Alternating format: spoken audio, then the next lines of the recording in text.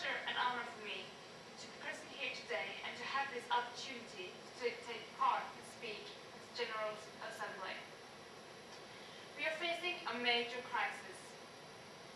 According to last year's Human Development Report, lack of water and sanitation is the greatest single cause of death throughout the world. We urge states to take this seriously and act now.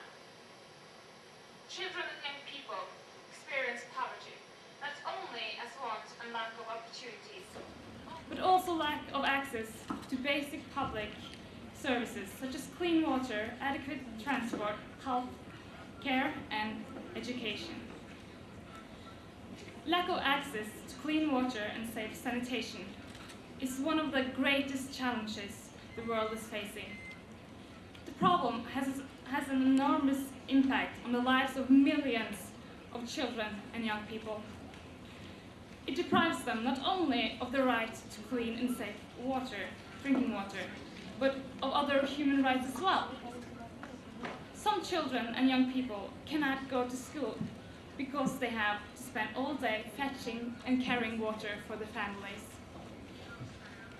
Poor sanitation means that others are too sick to go to work. The sad truth is that 1.8 million children die every year from diarrhea, and 443 million school days are lost because of water-related illnesses.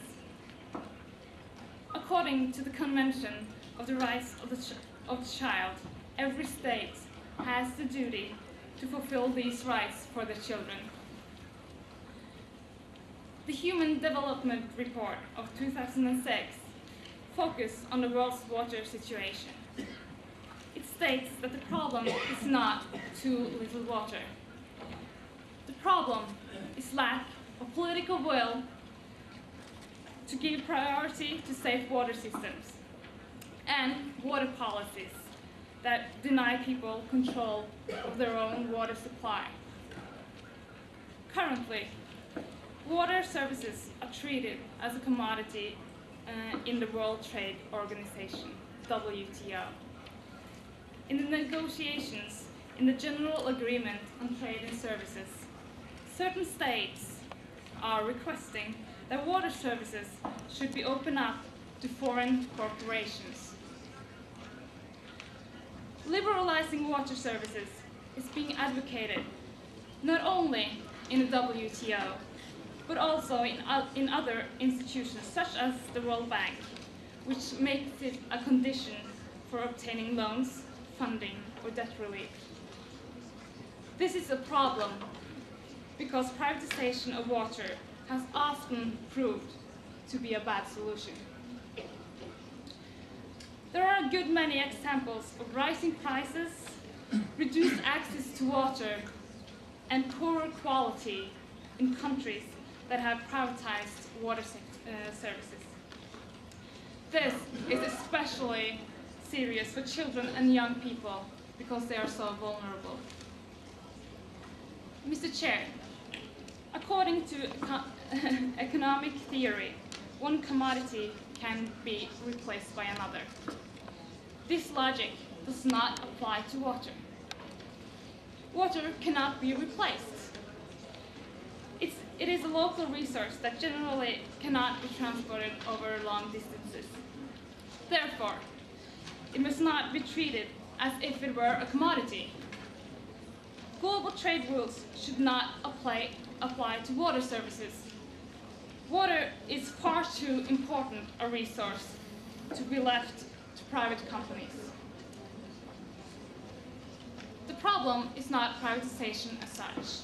The problem arises when privatization does not put the best interest of individuals first. In such cases, business interests are likely to be given priority over children and young people's rights. Children and young people's rights are often not taken into account in these high-level decision-making processes. But in the case of water, it is essential that the policy is shaped by the interest of the population as a whole. This means that decisions must be taken at the lowest possible level, and participation by children and young people must be a basic principle. Empowering young people means allowing them to make informed decisions that affect their lives. Young people should be included in official decision-making processes, and governments should take steps to ensure that their voice is heard through democratic channels at the local, regional, and national level.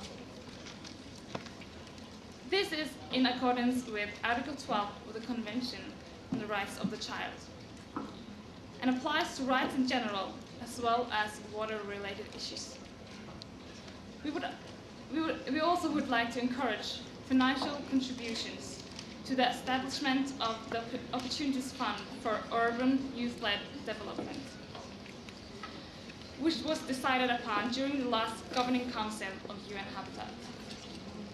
This fund will be youth-led, and hopefully it will, among others, provide resources to clean water and safe sanitation.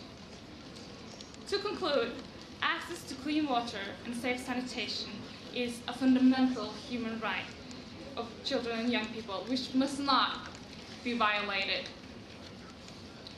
Water services cannot be regarded as a commodity, and the influence of children and young people within this sector must be strengthened.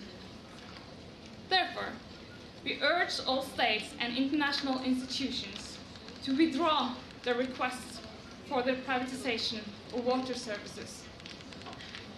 We urge all states to respect the fact that water services are not a commodity or a private service. Water must be treated as a human right, and as such, water services should not be included in the General Agreement on Trade and Services. We urge government to include youth representatives when issues that affect young people are being debated at a local, national, and international level. We strongly encourage the member states of the UN to financially support the establishment of the Opportunities Fund for Urban Youth-Led Development. Thank you for your attention. I thank the distinguished youth representative of Norway.